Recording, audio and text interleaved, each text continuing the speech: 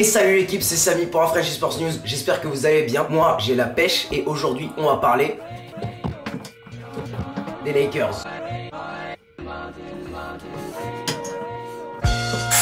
Le meilleur épisode que t'aies jamais fait. Le meilleur épisode. Je vous ai demandé vos avis sur Snapchat sur comment il pourrait devenir une menace dans la conférence Ouest et on va voir tout ça à la fin de la vidéo. On va passer par ce qui est bien chez les Lakers, ensuite ce qui est un peu moins bien, ce qu'on voit pour la fin de saison et qu'est-ce qu'ils devraient faire pour devenir une vraie menace. Avec vos snaps et mon avis. Donc restez jusqu'à la fin, je suis vraiment content de ce que vous m'avez envoyé, il y avait vraiment des choses intéressantes. À part ça, comme d'habitude, si vous appréciez mon contenu, ça me ferait super plaisir si vous pouvez le partager à votre club, vos potes ou n'importe qui. Et on est parti. Ok, on va d'abord parler des choses qui se passent plutôt bien chez les Lakers et en premier j'ai envie de parler de ce qui est délicat, comme ça ce sera fait. Très clairement les Lakers sont beaucoup mieux depuis que Kobe n'est plus là. C'était un très grand joueur, on peut lui donner toute la reconnaissance qu'on veut, mais maintenant qu'il n'est plus là pour monopoliser le ballon, c'est vraiment génial, surtout pour le développement des jeunes joueurs. En particulier Julius Randle, je le vois être beaucoup plus libre sur le terrain et rien que pour lui, c'est mieux que Kobe ne soit pas là. Je suis désolé, il était très bon mais je veux pas très collectif. On va voir les raisons dans les points suivants. Aujourd'hui les Lakers sont 7ème à la moyenne de points par match. Ils inscrivent à peu près 108 points par match. Et en plus de ça, ils sont 5ème au pourcentage de tir. Ça veut dire qu'ils sont efficaces et efficaces à grande échelle. Et c'est un des très bons points de cette saison parce qu'ils sont passés de dernier à 7ème en points par match. La marge de progression est énorme. Donc c'est ce qui arrive quand Kobe ne prend pas 90 shoots par match. Et cette meilleure moyenne et cette meilleure efficacité, on le doit à l'arrivée du nouveau coach Luke Walton. Luke Walton, c'est mon deuxième bon point chez les Lakers aujourd'hui. J'avoue que j'étais très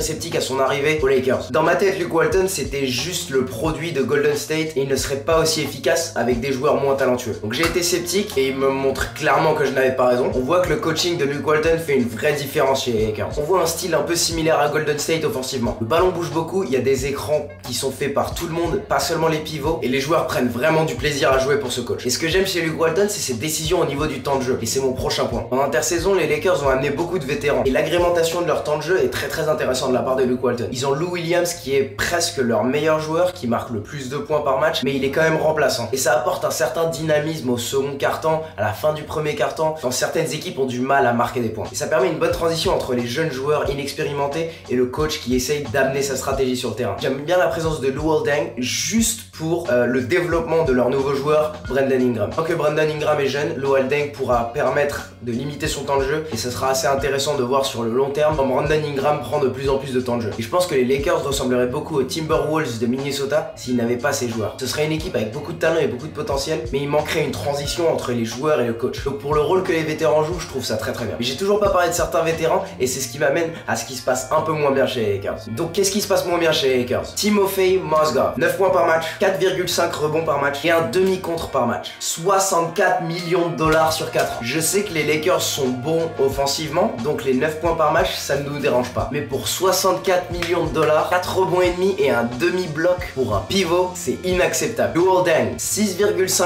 points par match, 5,5 rebonds par match et 1,5 passes décisives par match.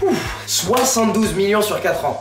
Et c'est là où je me demande si Luol Deng est censé être le joueur qui permet à Brandon Ingram de jouer de plus en plus. Pourquoi Brandon Ingram ne joue pas beaucoup plus dès aujourd'hui? Et c'est surtout 4 ans où les Lakers sont attachés à ces deux joueurs. Si les joueurs ne décident pas de prendre leur option pour quitter cette équipe, c'est 136 millions de dollars sur les 4 prochaines années. 136 millions de dollars pour 16 points et 10 rebonds par match. Je sais que les salaires en NBA ont grassement augmenté, mais c'est absolument inacceptable de payer 136 millions de dollars pour si peu de production. Et ça nous mène au deuxième mauvais point des Lakers. Ils ont absolument pas progressé en défense. Luke Walton a amené l'attaque des Golden State Warriors. C'est fun à regarder, c'est intéressant. Ils sont encore 27ème en défense. Ils encaissent 111 points par match. C'est pour ça, les matchs des Lakers sont sexy à regarder, c'est intéressant. Il y a des ballons qui vont partout. Cette équipe ne sera pas une menace dans leur conférence tant qu'ils encaissent 111 points par match. Et encore moins en playoff. Et pour rester en défense, ils sont maintenant 24ème au rebond défensif par match. C'est tout l'argent qui a été envoyé pour Mozgov qui n'apporte absolument rien. Et encore une fois, c'est de l'argent sur les prochaines années qui ne pourront pas donner aux prochains joueurs qui seront libres. Et je sais pas à quel point la marge salariale va encore augmenter, mais j'espère pour eux qu'elle va augmenter pour leur donner la capacité de signer de nouveaux joueurs. Et un dernier mauvais point sur les Lakers, et les vrais fans des Lakers maintenant, vous devriez mettre mute. Parce que vous avez pas vraiment aimé ce que je vais dire. Je vois pas de superstar, je vois pas de superstar. Attendez, tuez pas dans les commentaires, enfin NBA qu'on soit d'accord, chaque année pour gagner le titre il faut une superstar. Un joueur top 5 ou top 10 de la NBA. Je vois pas de superstar encore dans leur équipe. Et on va voir leurs candidats chez les Lakers. On a D'Angelo Russell, c'est aujourd'hui celui qui est le plus propice à être une superstar, mais j'ai encore un doute quand je le vois jouer contre des meneurs qui ont un vrai talent et il perd encore beaucoup de balles. Deuxième candidat, vous avez Julius Randle, mais pour lui il est encore trop hybride et pas spécialisé sur le terrain. Quand je vois Randle, je pense à un Draymond Green qui est un petit peu moins bon. Et même Draymond Green, vous ne gagnez pas un titre avec lui comme première menace offensive. Il est très bon, ce sera une très bonne deuxième ou troisième option. C'est pas la superstar qui peut prendre le ballon et marquer 30 points soir après soir après soir. En troisième candidat pour être superstar, vous avez Jordan Clarkson. J'aime beaucoup le voir jouer, il est très intelligent. S'il n'était pas chez les Lakers, je suis sûr que toute la NBA se dirait waouh, c'est un très bon défenseur, parce que c'est vrai que c'est un bon défenseur. Mais encore une fois, pas une superstar. Et le meilleur candidat aujourd'hui, c'est le nouveau rookie Brandon Ingram. C'est beaucoup de potentiel et on doit encore voir beaucoup de choses de sa part et il devrait prendre un petit peu de muscle. Des muscles, ouais. Parce que beaucoup de gens le comparent à Kevin Durant, mais il a l'air même frêle à côté de Kevin Durant. Mais c'est vraiment le meilleur candidat. Il a le shoot et il a la mentalité que les superstars ont. Donc c'est le meilleur candidat, mais c'est encore de l'hypothétique. On ne voit pas de superstar chez les Lakers et il en faut une pour devenir une vraie menace. Ok, maintenant on passe au troisième point. Jusqu'où les Lakers vont aller pendant cette saison. À l'heure d'aujourd'hui, ils sont 9ème dans la conférence Ouest. Anticiper leur participation aux playoffs ou non, c'est un peu comme faire pile ou face. Ils vont se battre au coude à coude avec Portland et Utah. Et ça va être la grosse guerre pour arriver à la 8ème place en playoff. Mais.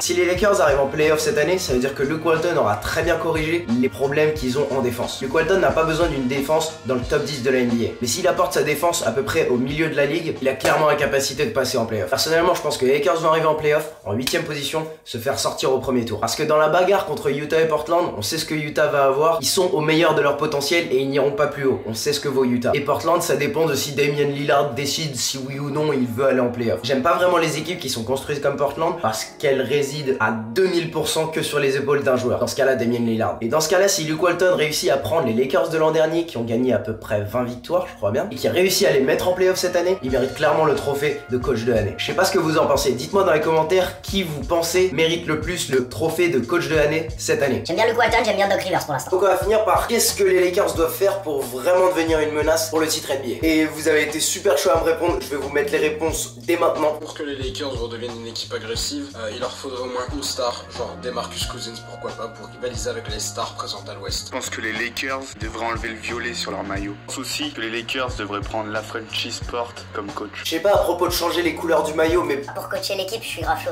moi, mettez-moi en coach tout de suite. Ma première décision en tant que coach, c'est Samy. Rentre en pivot. Je pense que, au vu dans la conférence dans laquelle ils sont, la conférence Ouest, dont le niveau il est là, les Lakers ils ont avant tout besoin d'une superstar. Genre, imagine Anthony Davis aux Lakers. Ça va être le feu. Ah, et en plus d'une superstar, il leur faudra du temps aussi. Parce que c'est un effectif quand même vachement jeune. Les Lakers commencent à être une vraie menace à l'ouest, il faut qu'ils gardent l'insouciance qu'ils ont actuellement, comme par exemple le dernier shoot de Nick Young contre Oklahoma. Luke Walton apporte son expérience des Warriors parce que comme on peut voir, il gère parfaitement le temps de jeu. Ce qui va les rendre menaçants cette année, c'est que c'est une équipe qui ne lâche rien. Moi déjà, il faudrait tout simplement attendre, voir s'ils vont en playoff ou pas, parce que ça peut jouer entre Utah, Portland, peut-être les Pelicans. Et c'est la première année de Luke Walton. Il faudrait juste attendre et voir ce que Russell, Ingram, tout ça feront par le futur. Ça servira à rien de mettre un très gros joueur du jour au lendemain. Yo Samy, pour moi ce qui manque aux Lakers c'est vraiment un bon joueur défensif. T'as aucun bon défenseur à part Ingram qui est leur meilleur défenseur alors que c'est un rookie de 80 kg. Ensuite Luke Walton a trouvé un système défensif parce que là offensivement c'est super, mais dès que l'équipe en face hausse le ton, le Staples Center il s'éteint en 2 minutes. Ensuite il leur faut un bon pivot, un pivot dominant, un pivot qui va pas se faire bouffer par Dwight Howard et autres. Bref, I got eyes in my bands. Je suis pas spécialiste en basket, mais comme je vois Los Angeles, je sais qu'ils sont vraiment mauvais en défense. T'as des filles qui regardent mes vidéos. Je suis d'accord avec l'avis de notre premier snapper qui parlait de mettre une superstar à l'intérieur pour les Lakers comme DeMarcus Cousins. C'est ce qui leur manque. DeMarcus Cousins est un joueur qui a besoin de quitter son équipe. DeMarcus Cousins, je kifferais le voir n'importe où ailleurs que Sacramento. Mais est-ce que les Lakers ont l'argent pour le payer? Aujourd'hui, le jeu en NBA s'est tourné beaucoup plus vers les joueurs extérieurs. Mais je pense que les joueurs extérieurs des Lakers sont assez bons pour être dans une équipe qui gagne le titre. Si ils ont un bon joueur à l'intérieur. Et ça va pas être Mozgov qui va faire le taf. Donc j'aime beaucoup l'idée de DeMarcus Cousins, mais il risque d'être cher. Les Lakers peuvent adapter ce besoin et se tourner vers des joueurs qui coûteront un petit peu moins cher. Juste le temps que Mozgov et Deng quittent l'équipe, lâchent leur salaire énorme. Donc aujourd'hui, un joueur en particulier que je pense que les Lakers devraient aller chercher serait Nerlens Noel. Aujourd'hui, les Sixers, ils vont devoir se séparer d'un pivot et ça va sûrement être Nerlens Noel. Et je pense que pour vraiment pas beaucoup, ils peuvent attraper ce joueur et libérer de l'argent. Je pense que Noel va produire autant, voire plus que Mozgov pour un peu moins d'argent. Pour les prochains joueurs qui seront libres dans les prochaines années. Il y a Blake Griffin qui sera disponible. Il y a peut-être Milwaukee qui veulent se débarrasser de Greg Monroe parce qu'il n'est pas aussi performant qu'ils ont prévu. Même Nerlens Noel, j'aimerais bien le voir dans une équipe qui n'est pas abominable comme les Sixers. En tout cas, cas l'équipe, c'est tout pour moi à propos des Lakers. J'espère que vous avez apprécié cette vidéo. Si vous avez vraiment kiffé, partagez-la avec votre club, vos potes, n'importe qui. Pour moi ce sera tout. Dites-moi dans les commentaires qui vous pensez sera le coach de l'année cette année. Mettez un pouce bleu si vous avez kiffé la vidéo. On se retrouve mercredi prochain pour parler encore plus NBA, pour parler encore plus NFL. Et ce sera tout pour moi. Allez, ciao.